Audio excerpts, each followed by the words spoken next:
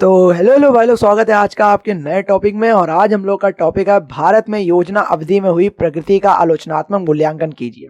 इससे पहले भी इकोनॉमिक्स में हम लोग टॉपिक पढ़ चुके हैं, जो कि हम लोग के चैनल पे पढ़े हुए हैं। अगर आपको वो देखना है तो आप वो देख सकते हैं, लेकिन इस वीडियो को देखने के बाद, क्योंकि आज बिल्कुल नया टॉपिक है कि भारत में जो योजना अवधि है, भारत में जो योजना अवधि है उसमें हुई जो प्रगति हो रही है उसका आलोचनात्मक हम लोग को मूल्यांकन करना है। ठीक है, तो शुरू करते हैं इस टॉपिक को। तो इस टॉपिक में कह रहा है कि जो भारत में योजना अवधि में हुई आलोचनात्मक मूल्यांकन करने में एक कानून के छात्र के नाते, मतलब आप एक लॉ स्टूडेंट है, तो उसके नाते अगर यह आपकी क्या है, जिज्ञासा के काबिल तारीफ है, मतलब ये कानून के नाते या कानून के छात्र होने के रूप में जो आपकी एक जो क्यूरियसनेस है, क्यूरियोसिटी है, वो काबिल तारीफ है। उसके आधार पे कि जो भारत में योजना अवधि एक ऐसा विषय है जो अर्थशास्त्र और कानून दोनों से जुड़ा हुआ है। जो भारत में योजना अवधि है वो एक ऐसा सब्जेक्ट हो गया है जो क्या है, इकोनॉमिक्स से भी जुड़ा है हुआ है और लॉ से भी जुड़ा हुआ है। आइए इस प्रश्न को विस्तार से उत्तर देते हैं। इसका करने से तो हम लोग आगे बढ़ेंगे। तो इसमें कह रहा है कि भारत में योजना अवधि का संक्षिप्त परिचय, भारत में योजना अवधि का संक्षिप्त परिचय। तो भारत में अपनी स्वतंत्रता के बाद, भारत ने अपनी स्वतंत्रता के बाद ही योजनाबद्ध विकास का मार्ग अपनाया है। तो भारत ने एक जो अब वो इंडिपेंडेंट हो गया था उसके बाद ही उसने अपनी एक प्लानिंग का जो विकास, एक प्लानिंग ग्रोथ है या जो ग्रोथ प्लानिंग है उसका मार्ग अपनाया, उसका जो रास्ता है वो अपनाया है। पंचवर्षीय योजनाओं के माध्यम से देश के आर्थिक, सामाजिक और औद्योगिक विकास को गति देने का प्रयास किया है। मतलब जो एक 5 ईयर प्लान होते हैं या पंचवर्षीय जो योजनाएं हो गई, उनके माध्यम से देश के आर्थिक, सामाजिक और औद्योगिक विकास को गति देने का क्या किया है, प्रयास किया गया है। इन योजनाओं का मुख्य उद्देश्य था गरीबी, बेरोजगारी और असमानता को कम करना था। इन जो मतलब योजनाएं थी, इनका क्या था, मुख्य उद्देश्य था गरीबी, बेरोजगारी और असमानता को कम करना था। उसके बाद योजना अवधि में हुई प्रगति का आलोचनात्मक मूल्यांकन, जो योजना अवधि है उसमें जो प्रगति हुई है उसका आलोचनात्मक मूल्यांकन करने पर दिखाई देता है कि भारत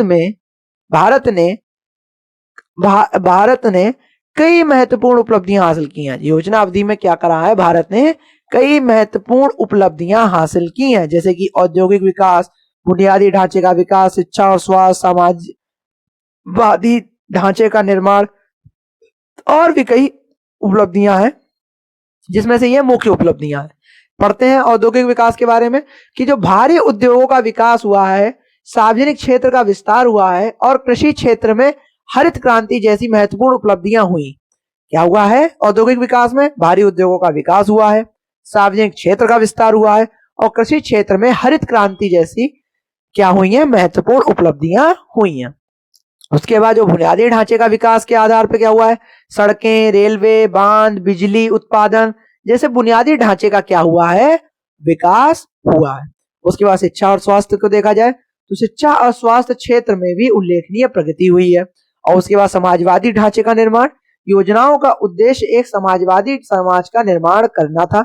जो योजनाओं का उद्देश्य क्या था, एक समाजवादी समाज का निर्माण करना था और इस दशा में कुछ प्रयास हुए हैं और इस दशा में निरंतर क्या हुए हैं, कुछ प्रयास हुए हैं।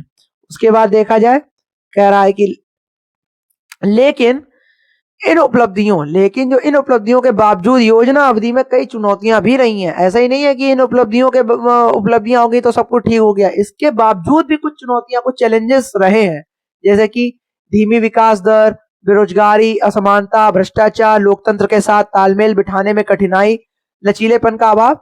ये कुछ चैलेंजिंग या चैलेंजेस रहे हैं किसके उपलक्ष्य में, उपलब्धियों के उपलक्ष्य में। ठीक है, जैसे कि देखा जाए धीमी विकास दर, योजनाओं के लक्ष्यों के मुकाबले विकास दर हमेशा धीमी रही है। योजनाओं के जो लक्ष्य होते थे या जो प्लानिंग जिस लक्ष्य से बनाए जाते थे या प्लान जो जिस लक्ष्य से बनाए जाते थे उसके मुकाबले जो विकास की दर रही है, ग्रोथ की रेट रही है, वो हमेशा क्या रही है, धीमी रही है, स्लो रही है। बेरोजगारी देखी जाए तो बड़ी संख्या में लोग अभी भी क्या है, बेरोजगार हैं, उन्हें एम्प्लॉयमेंट नहीं मिली है। असमानता क्या देखी जाए, आय और संपत्ति की असमानता में वृद्धि हुई है, मतलब आय और जो संपत्ति है उसकी जो असमानता है, अनबैलेंसिंग है, उसमें क्या हुई है, वृद्धि हुई है। भ्रष्टाचार है, योजनाओं में भ्रष्टाचार व्याप्त रहा है, योजनाओं में क्या रहा है, भ्रष्टाचार व्याप्त रूप से रहा है। लोकतंत्र के साथ तालमेल बिठाने में कठिनाई के देखा जाए तो योजनाओं को लोकतांत्रिक प्रक्रिया के साथ तालमेल बिठाने में कठिनाई हुई है। लचीलेपन का अभाव, लचीलेपन का अभाव देखा जाए तो योजनाओं में लचीलेपन का अभाव था और वे बदलती परिस्थितियों के अनुकूल नहीं हो पाती थी। जो योजनाएं थी उनमें क्या था, फ्लेक्सिबिलिटी का क्या था, अभाव था, और वे बदलती जो परिस्थितियां थी या जो सिचुएशंस बदलती उसके अनुकूल नहीं रह पाती थी। मतलब हर चीज जो है बिल्कुल उसके अनुसार तालमेल बिठा के नहीं चल पाती थी। ये चीज में दिक्कत थी, किसमें, लचीलेपन में, योजनाबद्ध जो हम लोग की उपलब्धियां थी। उसके बाद अगर आप लॉ स्टूडेंट है उसके तौर पे आप क्या सीख सकते हैं, लॉ स्टूडेंट के आधार पे सीख सकते हैं कि राज्य का हस्तक्षेप, नीति निर्माण, विकास और कानून का संबंध और सामाजिक न्याय। राज्य का हस्तक्षेप, योजनाओं के माध्यम से राज्य ने अर्थव्यवस्था में सक्रिय भूमिका निभाई है। योजनाओं के माध्यम से जो राज्य है या स्टेट ने अर्थव्यवस्था में सक्रिय भूमिका निभाई है और यह बताता है कि कैसे कानून का उपयोग करके राज्य अर्थव्यवस्था को नियंत्रित कर सकता है। और यह क्या बताता है कि कैसे कानून का या लॉ स्ट्रक्चर्स का यूज करके राज्य अर्थव्यवस्था को नियंत्रित कर सकता है। ठीक है, उसी प्रकार से जो नीति निर्माण है, योजनाओं के निर्माण और कार्यान्वयन में कानूनी ढांचे का महत्वपूर्ण योगदान होता है। योजनाओं के निर्माण और कार्यान्वयन में क्या होता है, कानूनी ढांचे का महत्वपूर्ण योगदान होता है।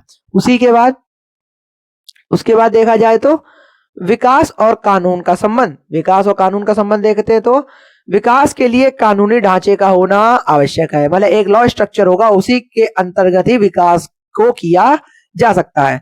तो विकास के लिए कानूनी ढांचे का होना क्या है, अति आवश्यक है। सामाजिक न्याय देखा जाए तो योजनाओं का उद्देश्य सामाजिक न्याय स्थापित करना था। योजनाओं का उद्देश्य क्या था, सामाजिक न्याय को क्या करना था, स्थापित करना था। और यह कानून के छात्रों को सामाजिक न्याय के मुद्दे के बारे में जागरूक बनाता है। और यह क्या करता है, कानून के छात्रों को सामाजिक न्याय के मुद्दों के बारे में जागरूक बनाता है।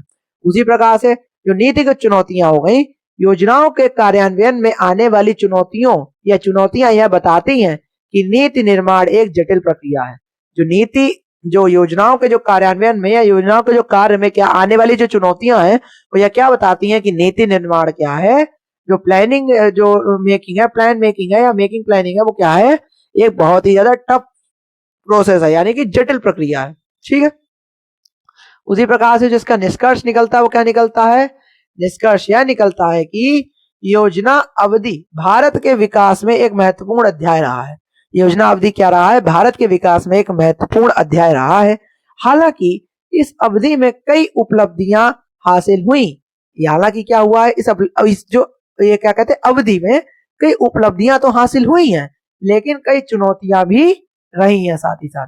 एक कानून या लॉ स्टूडेंट के होने के रूप में आपको यह समझना चाहिए कि कानून का उपयोग करके कैसे समाज का विकास किया जा सकता है और साथ ही नीति निर्माण में आने वाली चुनौतियों को भी समझना चाहिए।